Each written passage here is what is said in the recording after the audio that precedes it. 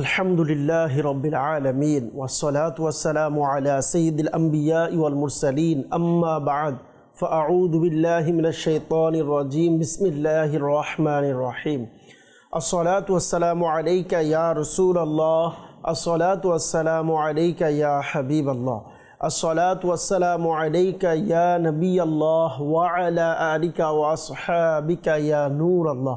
মাদানী চ্যানেলের দর্শকবৃন্দ, আপনাদের সকলকে জানাই মাদানী চ্যানেল বাংলার ধারাবাহিক অনুষ্ঠান মৃত্যুসজ্জায় বুজুর্গানে দিনের উপদেশ, এই অনুষ্ঠান থেকে আপনাদের সকলকে আরও একবার জানাই আন্তরিক শুভেচ্ছা অভিনন্দন।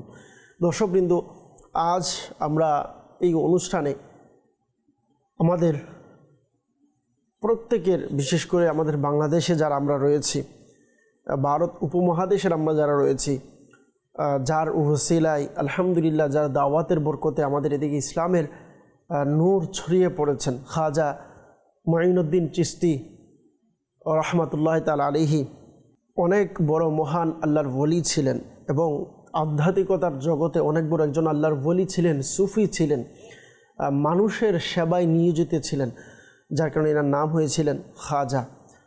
যার দরবারে এখনও যারা যান, গিয়ে দেখেন যে আলহামদুলিল্লাহ এখনও অসংখ্য হাজারো লক্ষ দারিদ্র অসহায়দের খাবারের ব্যবস্থা, যার দরবারে এখনও পর্যন্ত আলহামদুলিল্লাহ রিজিকের ব্যবস্থা হয়। সে খাজা মুঈনুদ্দিন চিশতি রহমাতুল্লাহ তাআলা আলাইহির একটি বাণী আমরা আজকে শ্রবণ করব এবং সেই অনুযায়ী আজকের অনুষ্ঠানকে আমরা সাজানোর চেষ্টা করব।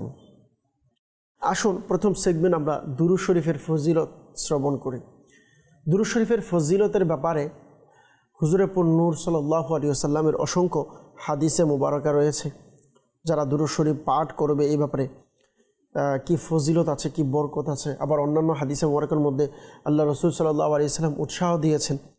আসুন ইবনে মাজা শরীফের 907 নম্বর হাদিসে মুবারক আমরা শ্রবণ করি। আমাদের প্রিয় নবী রাসূল আরবি সাল্লাল্লাহু আলাইহি ওয়াসাল্লাম ইরশাদ করেছেন, মুসলমান যতক্ষণ পর্যন্ত আমার উপর দুরূদ শরীফ পড়তে থাকে, ফেরেশতারা তার উপর রহমত প্রেরণ করতে থাকে। এখন বান্দার ইচ্ছা, সে বেশি পড়বে নাকি কম পড়বে। সুবহানাল্লাহ। অর্থাৎ বান্দা এবার চাইলে কম পড়ুক বা বেশি পড়ুক, এটা বান্দার ইচ্ছা। যে যত বেশি পড়বে তার উপর আল্লাহ পাকের রহমত অবতীর্ণ হবে, ফেরেশতারা তার জন্য দোয়া করবে, তার উপর রহমত অবতীর্ণ করবে। তো আসুন আমরাও নিয়ত করি, আল্লাহ পাকের দয়ায় যখনই সুযোগ হবে, আল্লাহ পাকের দয়ায় যখনই আমাদের স্মরণ করে আমাদের উচিত দুরূদ শরীফ পাঠ করে নেওয়া, যখনই আমাদের সুযোগ হবে। আর অনেক সময় বলা হয় যে আসলে কোনো কাজের জন্য সুযোগ হয় না, সুযোগ করে নিতে হয়। আসুন সকলে একবার মুহাব্বতে দুরূদ শরীফ পাঠ করে নিই। সাল্লু আলাল হাবিব সাল্লাল্লাহু তাআলা আলা মুহাম্মদ সাল্লাল্লাহু তাআলা আলাইহি ওয়াসাল্লাম সালাতাও ওয়া সালামান আলাইকা ইয়া রাসূলুল্লাহ সাল্লাল্লাহু আলাইহি ওয়াসাল্লাম। আমরা আজ শ্রবণ করব খাজা মুঈনুদ্দিন চিশতি রহমাতুল্লাহি তাআলা আলাইহির খুবই চমৎকার একটি বাণী। খাজা মুঈনুদ্দিন চিশতি রহমাতুল্লাহি তাআলা আলাইহি বলেন, নামাজ হলো মুমিনের মেরাজ, আর জামাতে নামাজ হলো সেই মেরাজের পরিপূর্ণ রূপ। একাকী নামাজ পড়া আর জামাতে নামাজ পড়া, এই দুইয়ের পার্থক্য হলো আধার আর আলোর পার্থক্যের মতো। সুবহানাল্লাহ। মাদানী চ্যানেলের দর্শকবৃন্দ, আজ আমরা যে বাণী শ্রবণ করলাম খাজা মুঈনুদ্দিন চিশতি রহমাতুল্লাহ তাআলা আলাইহির, এই বাণী থেকে আমরা যদি দেখি, আমরা গত পর্বে, গত অনুষ্ঠানগুলোতে নামাজের ফজিলত, নামাজে আসার ফজিলত, নামাজ পড়ার ফজিলত, 5 ওয়াক্ত নামাজের ফজিলত, এইগুলো আমরা শ্রবণ করেছি। কিন্তু আজ আমরা জানব, যারা অনেকেই আছেন নামাজ পড়েন কিন্তু জামাত সহকারে নামাজ পড়ার অভ্যাস অনেকের নেই। ঘরের মধ্যে নামাজ পড়ে নেওয়া, একাকিত্বে নামাজ পড়া, জামাত সহকারে নামাজ না পড়ার অনেকের চিন্তা ভাবনা থাকে বা পড়তে চায় না, গুরুত্ব দেয় না। তো তাদের জন্য আজকে আমাদের এই পর্ব। আমরা যদি শ্রবণ করি ইনশাআল্লাহ কারীম, আমাদের মনের মধ্যেও জামাতের প্রতি মহাব্বত, আগ্রহ সৃষ্টি হবে যদি আমরা জানি আর জামাত এটা কত গুরুত্বপূর্ণ। খাজা মুঈনুদ্দিন চিশতি রহমাতুল্লাহ তাআলা বলেন যে নামাজ যে মুমিনের মেরাজ, তো এই মেরাজের পরিপূর্ণ কি, সেটা হলো পরিপূর্ণ রূপ হচ্ছে জামাত সহকারে নামাজ আদায় করা। আর বললেন যে জামাত এবং জামাত ছাড়া নামাজ আদায় করা, এটা হচ্ছে আলোর আধার এবং আলোর পার্থক্যের মতো। তো আসুন আমরা নিয়ত করি ইনশাআল্লাহ কারীম আমরা যতটুকু সম্ভব জামাত সহকারে নামাজ আদায় করব। এই ব্যাপারে মানাকিবে গাউসিয়া এর মধ্যে আব্দুল কাদের জিলানি আল গিলানি, গাউসে সামদানি, কুতুবে রব্বানি আব্দুল কাদের জিলানি রহমতুল্লাহ তাআলা আলাইহি খুবই চমৎকারভাবে ইরশাদ করেন, জামাতে নামাজ আদায় কর, কেননা জামাতের মধ্যে আল্লাহ পাকের রহমত নাজিল হয়। যে ব্যক্তি জামাত থেকে বিচ্ছিন্ন থাকে সে রহমতের বৃষ্টি থেকে মাহরুম থাকে। আল্লাহ আল্লাহ আল্লাহ পাক আমাদের সকলকে জামাত সহকারে নামাজ আদায় করার তৌফিক দান করুক। এবং বুজুর্গরা খুবই চমৎকারভাবে বলেছেন, আর অন্যান্য উলামায়ে কেরামগণ কিতাবের মধ্যে লিখেছেন খুবই চমৎকার একটি কথা, যে আমরা যখন জামাতের মধ্যে নামাজ আদায় করার জন্য কাতারকে সোজা করি, তো বলা হয় কাতার সোজা করা এটি শুধু নিয়ম নয়, এটা হচ্ছে হৃদয়ের ঐক্যের প্রতীক। সুবহানাল্লাহ, আমরা যে কাতার সোজা করি এটার মধ্যে শুধু আমরা নিয়ম না যে আমরা কাতার সোজা করছি, বরং এটা হচ্ছে হৃদয়ের অন্তরের কলবের ঐক্যের প্রতীক হচ্ছে কাতার সোজা করা। সুবহানাল্লাহ, আল্লাহ পাক কত হিকমত রেখেছেন এই জামাতের মধ্যে। আল্লাহ পাক আমাদের সকলকে মহাব্বত ভালোবাসা সহকারে জামাতে নামাজ আদায় করার তৌফিক দান করুক, আমিন। সাল্লু আলাল হাবিব সাল্লাল্লাহু তাআলা আলা মুহাম্মদ সাল্লাল্লাহু তাআলা আলাইহি ওয়াসাল্লাম। আসুন আমরা সামনের সেগমেন্টে যাব, তা হচ্ছে কুরআনুল কারীম থেকে এই বিষয় সম্পর্কে জানার চেষ্টা করব, জামাতের সম্পর্কে জানার চেষ্টা করব। আসুন আমরা শ্রবণ করি।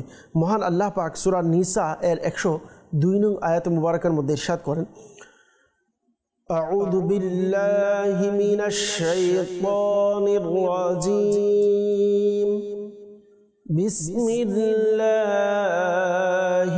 রহমানির রহিম, ওয়া ইযা কুনতা ফীহিম فأقمت لهم الصلاة فلتقم طائفة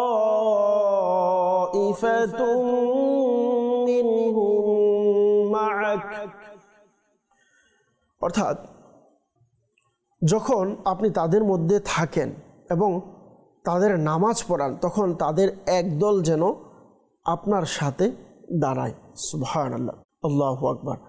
মাদানী চ্যানেলের দর্শকবৃন্দ, এটি মূলত আমরা যদি বলি সালাতুল খৌফ, একটি নামাজের অধ্যায় আছে। সিহাহ সিত্তার হাদিসে পাক যেগুলো রয়েছে এর মধ্যেও মুসলিম শরীফের মধ্যে, বুখারী শরীফের মধ্যে, বিশেষ করে মুসলিম শরীফের মধ্যে সালাতুল খৌফ নামের একটি অধ্যায় বাব রয়েছে।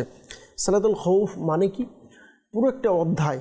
এটা হচ্ছে যুদ্ধের ময়দানে জামাত সহকারে নামাজ আদায় করা। আল্লাহু আকবার।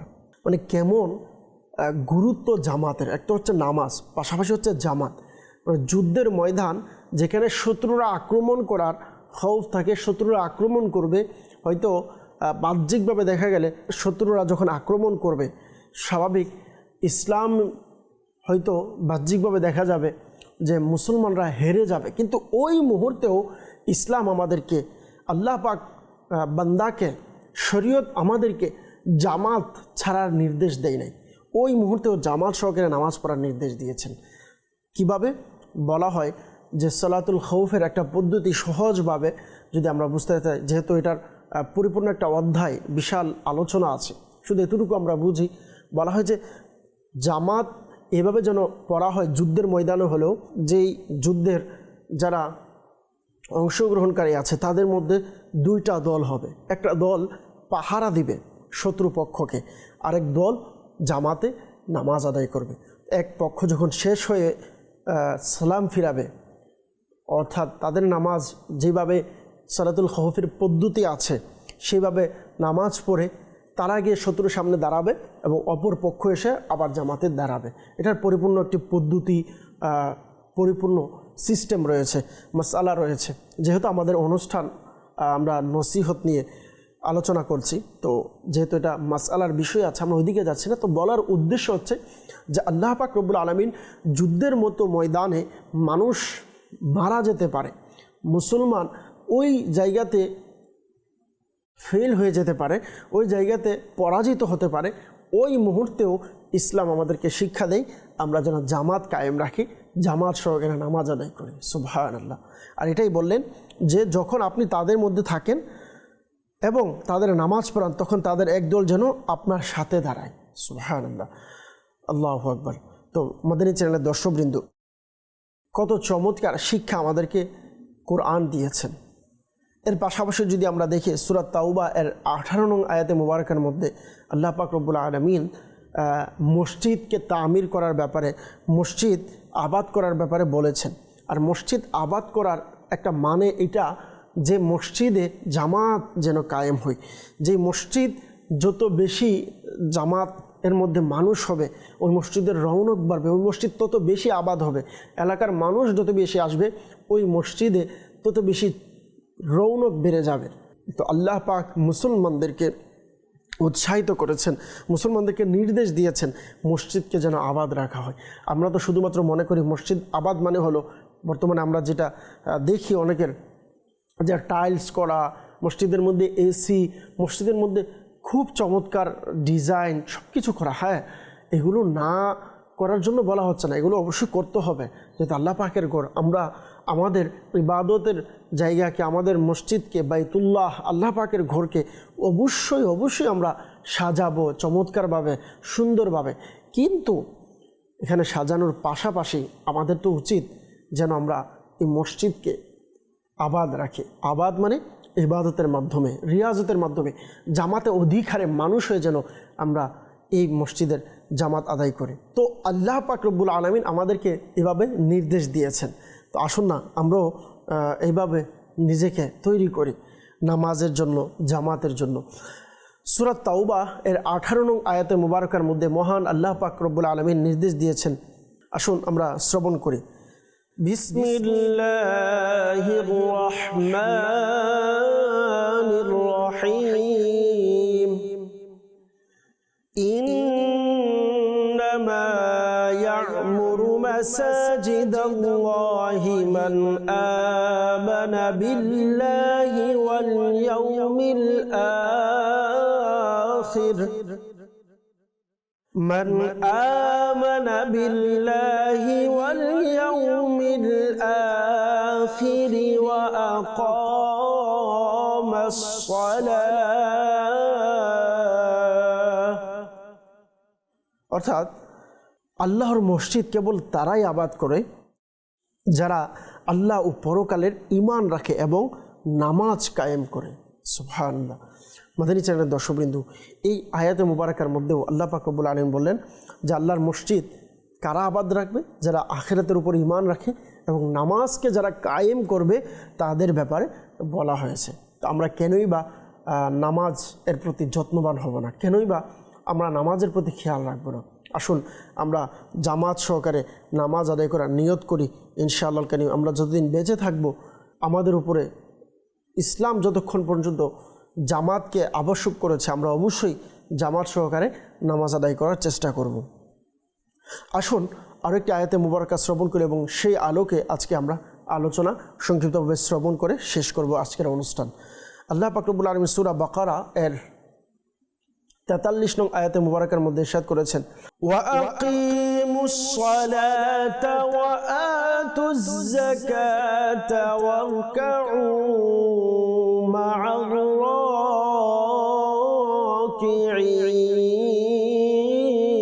রাকিঈন।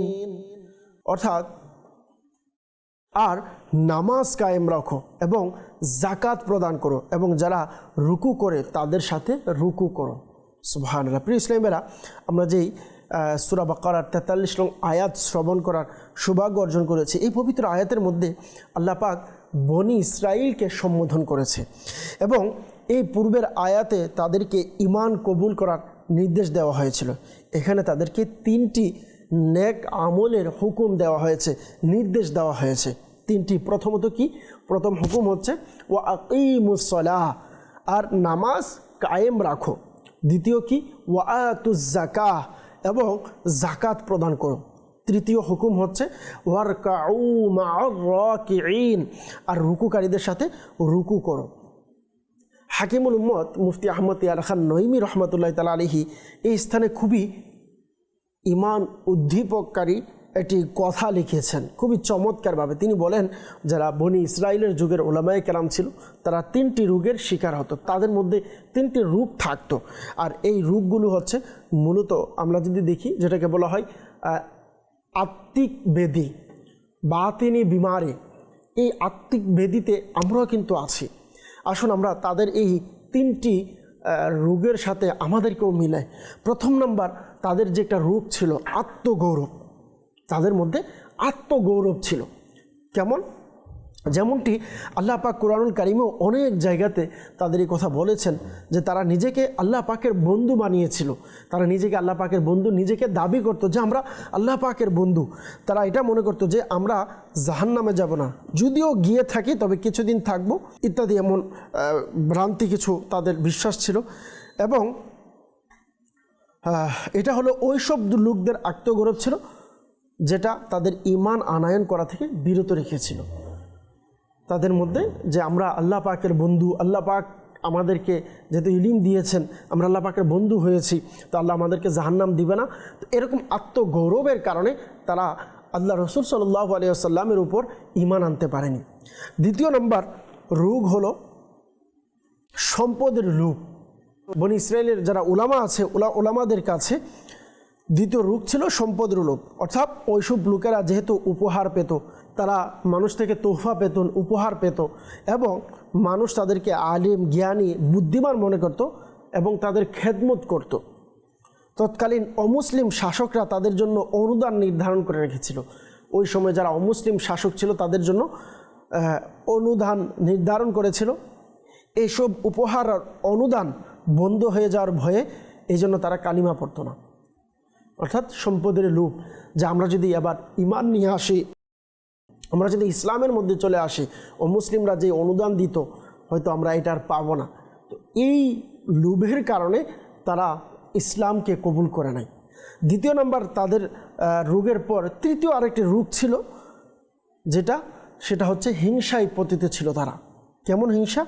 হযরত ইয়াকুব আলাইহিস সালাম এরপর নবুয়াত বনি ইসরাইলে চলে এসেছিল। অর্থাৎ ইয়াকুব আলাইহিস সালাম থেকে শুরু করে আমরা গত অনুষ্ঠানগুলোতে শুনেছি যে ইয়াকুব আলাইহিস সালামের জমানার এবং ওনার মধ্যেই অর্থাৎ বনি ইসরায়েলের মধ্যে অসংখ্য নবী রাসূল এসেছিলেন, নবুয়াত পেয়েছিল।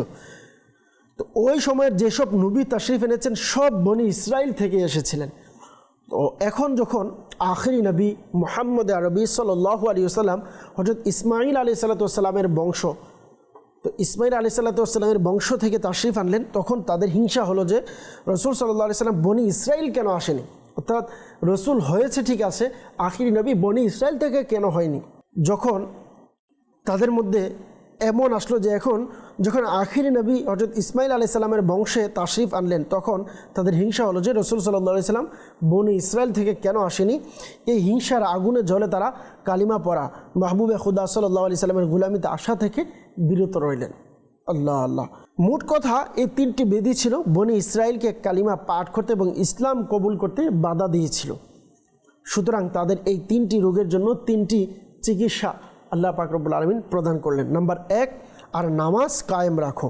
এই আয়াতের বরকতে, অর্থাৎ যদি নামাজ কায়েম রাখা হয় তাহলে আত্মগৌরব থেকে মুক্তি মিলবে। অর্থাৎ যখন তোমরা সত্য মনে আল্লাহ পাকের দরবারে ঝুঁকে পড়বে, স্বাভাবিক আমরা নামাজের মধ্যে আল্লাহ পাকের দরবারে ঝুঁকে যাই এবং সিজদায় মাথা রেখে সুবহানা রাব্বিয়াল আ'লা বলবে, তখন সেটার বরকতে তোমাদের অহংকার ভেঙে যাবে, হৃদয়ের নম্রতা আসবে, আর তোমাদের অহংকারের বিপদ থেকে মুক্তি মিলে যাবে। সুবহানাল্লাহ। যেহেতু আমরা সিজদা দিব, মাথা নত করব, রুকু করব, সুবহানা রাব্বিয়াল আ'লা, সুবহানা রাব্বিয়াল আ'লা, আল্লাহ পাকের বরত্ব বয়ান করব, অটোমেটিকলি অন্তর থেকে আল্লাহ পাক গৌরবকে আল্লাহ পাক দূর করে দিবেন। সুবহানাল্লাহ। এবং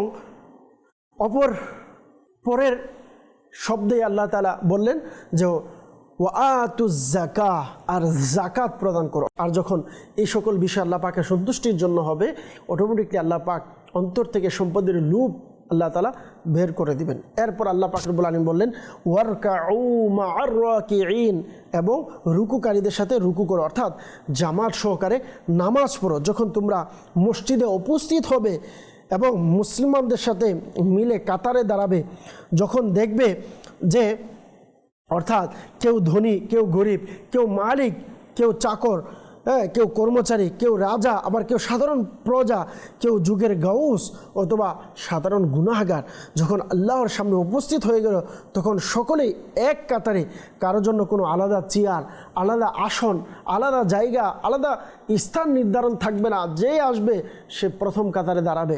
এই অবস্থা যখন দেখবে, অটোমেটিকলি আল্লাহ পাক রব্বুল আলামিন তোমাদের অন্তর থেকে হিংসা এই বিষয়টাকে দূর করে দেবে। সুবহানাল্লাহ, সুবহানাল্লাহ। সুতরাং বনি ইসরাইলকে আল্লাহ পাক রব্বুল আলামিন বললেন, এই তিনটি কাজ করো, নামাজ কায়েম করো, জাকাত প্রদান করো এবং রুকুকারীদের সাথে মিলে রুকু করো। এই দৃষ্টান্ত, এই চিকিৎসা ব্যবস্থাপত্র তোমাদের সমস্ত অভ্যন্তরীণ বেদিগুলোকে দূর করবে এবং কালিমা পাঠ করে রাসূল পাক সাল্লাল্লাহু আলাইহি সাল্লামের আনুগত্যে চলে আসবে। সুবহানাল্লাহ, সুবহানাল্লাহ। মাদানী চ্যানেলের দর্শকবৃন্দ, এই যে আয়াতে মুবারাকার তিনটে শিক্ষা বনি ইসরাইলকে আল্লাহ পাক দিয়েছেন, আসলে এটা শুধু বনি ইসরাইলের জন্য না, এটা আমাদের জন্য শিক্ষা।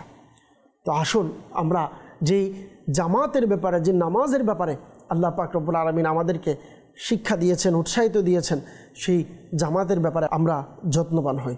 আল্লাহ পাক আমাদের সকলকে আমল করার তৌফিক দান করুক। আজ আমরা জামাতের নামাজের ব্যাপারে, এর গুরুত্ব, ফজিলত আমরা জানার চেষ্টা করেছি। ইনশাআল্লাহ কারীম আগামী পর্বে আল্লাহ পাক চাইতো আমরা আরেকটি বিষয় আলোচনা করব। এ পর্যন্ত সকলেই ভালো থাকুন, সুস্থ থাকুন, মাদানী চ্যানেল দেখতে থাকুন। ইনশাআল্লাহ কারীম আগামী পর্বে আবারও দেখা হবে। সল্লু আলাল হাবিব সাল্লাল্লাহু তাআলা আলা মুহাম্মদ সাল্লাল্লাহু তাআলা আলাইহি ওয়াসাল্লাম।